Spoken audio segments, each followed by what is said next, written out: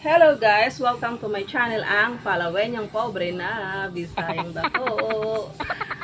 For today's video guys, ay magluluto ako ng laswa or bulanglang ala pobre. Bakit kaya tinawag na ala pobre guys? Tara, samahan niyo ako sa pagluluto. So mga kapobre, narito po ang sangkap ng laswa. Ang luya, sibuyas, kamatis,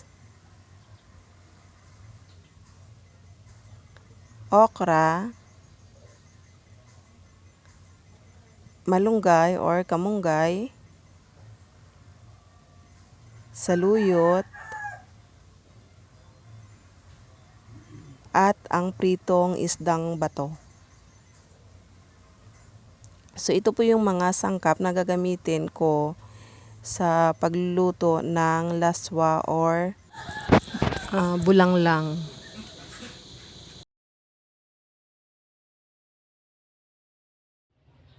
So guys, ito na yung ating pinakuluang tubig. Yan, ilalagay natin ang ating mga sahog, ang luya, sibuyas, at kamatis. So, papakuluin lang natin siya guys ng mga 3 minutes siguro. Ayan. 3 minutes lang natin siyang papakuluan bago natin isusunod ang ibang sangkap.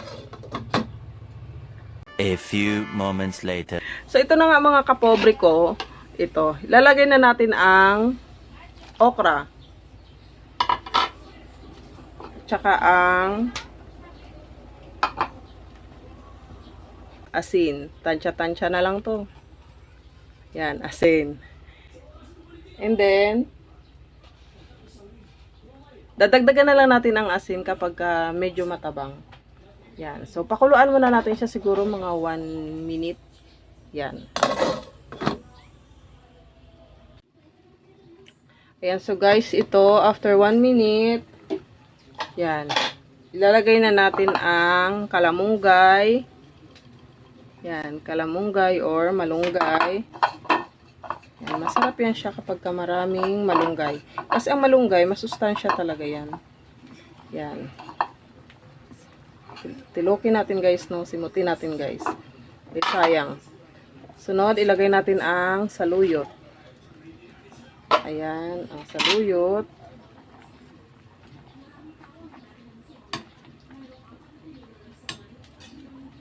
Ayan. Lagay natin ang saluyot. And then, ang pinakahuli ay ang isda. Ang isdang bato.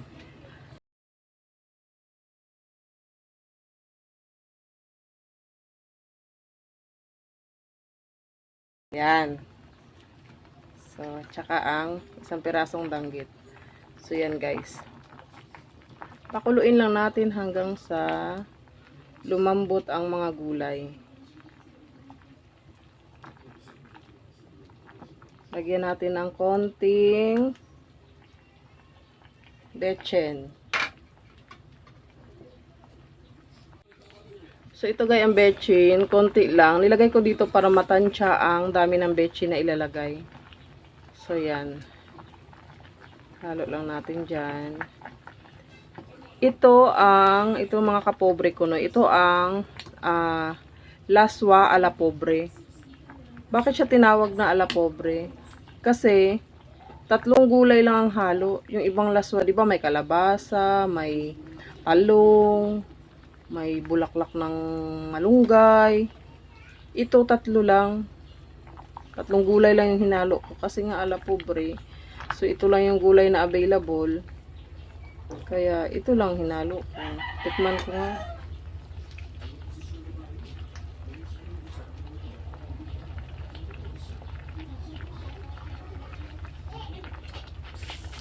Hinaan lang natin yung apoy.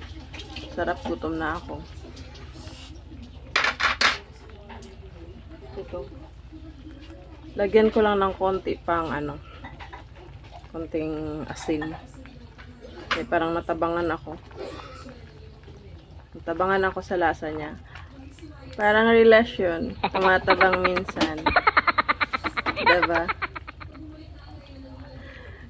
So, ayan. Tikman ko uli.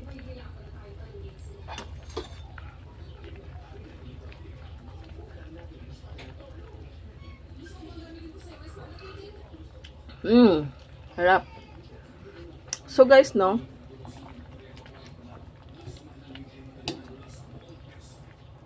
So, ito na guys. Pwede na siyang haunin. Pwede na to siyang haunin. Pwede nang iserve. Yan.